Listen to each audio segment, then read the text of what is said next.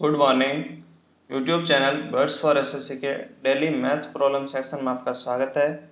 और आज का हमारा क्वेश्चन आपकी स्क्रीन पर। A certain city has a circular wall around it and this wall has 4 gates pointing north, south, east and west. कोई एक शहर है जिसके चारों ओर क्या है, वृत्ताकार दीवार है और इस दीवार की 4 गेट है नॉर्थ, साउथ, ईस्ट और वेस्ट में। A house stand outside the city, एक घर जो इस शहर से बाहर है 3 kilometre north of the north gate. North gate से 3 किलोमीटर का नॉर्थ में, 3 किलोमीटर उत्तर में है। And it can just be seen from a point 9 kilometre east of the south gate.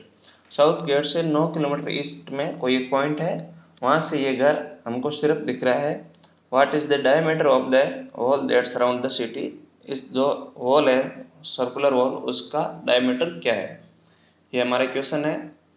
तो उम्मीद करता हूँ क्वेश्चन आपको समझ में आया होगा। अब पहले तो इसमें कौन कौन से पॉइंट जो इसमें यूज होंगे उस पर बात करते हैं और फिर हम क्वेश्चन पर आते हैं। तो फर्स्ट पॉइंट जो इसमें यूज होगा वो ये है कि कोई भी अगर एक सर्किल है, उसमें अगर रेडियस से टेंजेंट को मिलाए, सर्किल पर कोई एक टेंजेंट है और जिस पॉइंट पर टेंजेंट है वहां से सेंटर को मिला दे, मतलब रेडियस को, रेडियस और टेंजेंट के बीच हमेशा 90 डिग्री का एंगल बनेगा। एक पॉइंट तो आपको ये ध्यान में रखना है। दूसरा पॉइंट ये है कि सिमिलरिटी आपको आनी चाहिए। अगर कोई दो ट्रायंगल है,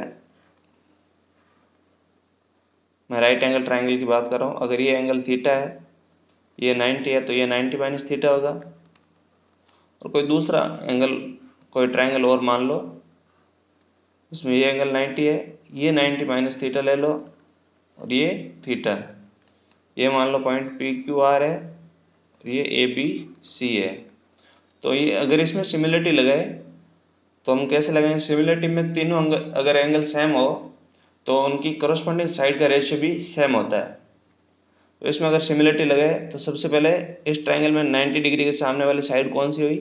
क्यू आर।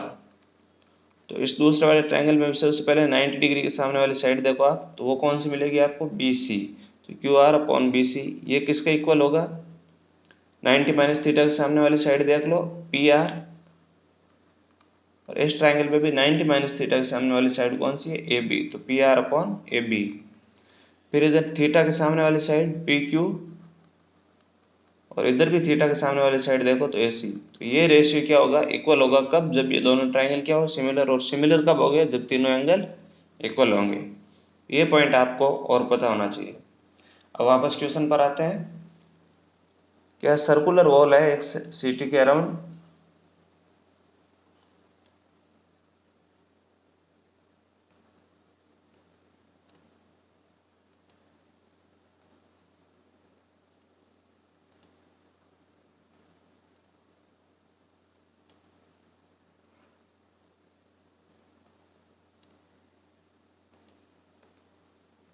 कोई एक शहर है, ये इसके अराउंड ये क्या है? सर्कुलर वॉल है।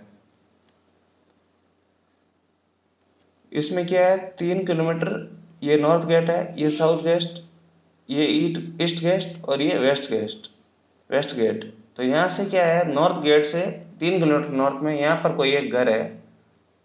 तो ये डिस्टेंस मान लिया हमने क्या है? 3 किलोमीटर है। और यहाँ पर कोई एक घर है जो साउथ गेट से 9 किलोमीटर ईस्ट में, 9 kilometre east of the south gate. तो साउथ गेट है और ईस्ट का, ईस्ट किधर हुआ? इधर। तो यहाँ से 9 किलोमीटर दूर कोई एक पॉइंट है, ये डिस्टेंस हुई 9 किलोमीटर। ये कोई पॉइंट है यहाँ से जस्ट सीन है, मतलब ये सिर्फ देख सकते हैं, इसका मतलब ये इस दीवार को टच करके जाएगी इसकी नज़र।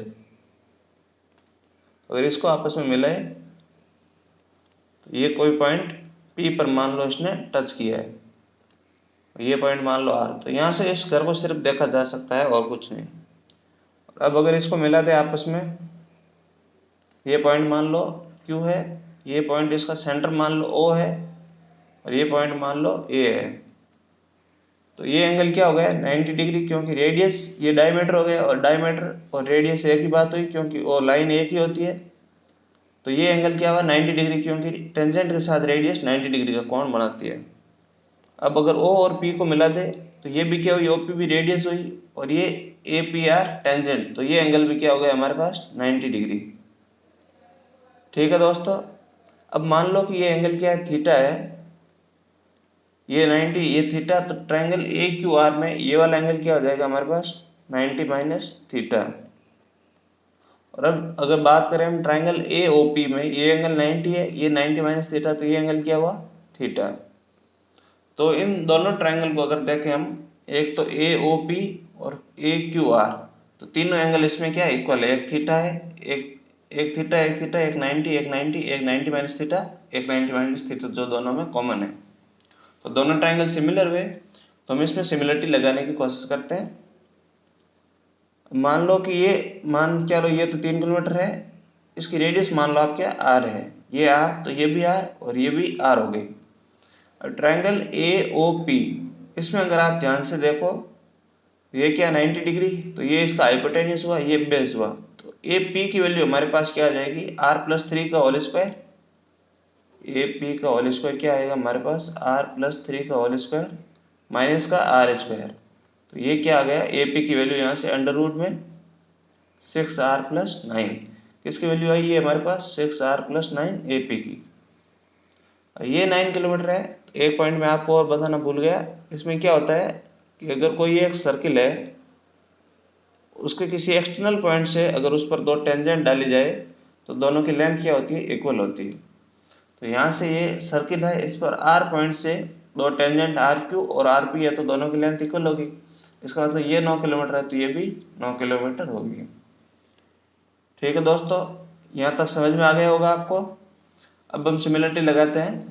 तो ट्रायंगल ए ओ पी और ट्रायंगल ए क्यू आर में, तो ए ओ पी में सबसे पहले हमने ले लिया 90 डिग्री, तो 90 डिग्री के सामने साइड कौन सी हुई, ए ओ, जिसकी वैल्यू क्या है 3 प्लस आर, तो 3 प्लस आर अपॉन, बड़े वाले ट्रायंगल में 90 के सामने साइड क्या है 9 plus under root 6 r plus 9, 9 plus under root 6 r plus 9 equal to, अब थीटा के सामने वाली साइड, छोटे वाले ट्रायंगल में थीटा के सामने साइड कौन सी, under root 6r plus 9, under root 6r plus 9 upon, बड़े वाले ट्रायंगल में थीटा के सामने side 2r plus 3, 3 plus r क्या हो गया 2r प्लस 3 इक्वल टू, अब छोटे वाले ट्रायंगल में 90 माइनस थीटा के सामने कौन सी साइड है r अपॉन, बड़े वाले ट्रायंगल में 90 माइनस थीटा के सामने साइड क्या है 9।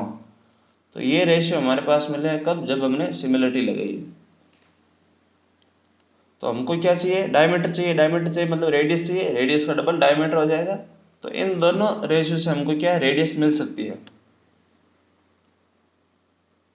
ये रेशियो क्या है हमारे पास, under root 6r plus 9 upon 2r plus 3 equal to r upon 9, 2r plus 3 equal to r upon 9, ये रेशियो हमारे पास आया है। अगर इसको थोड़ा सॉल्व करें, क्रॉस मल्टीप्लाई कर लो आप इसे, तो r into 2r plus 3 equal to 9 into 6r plus 9।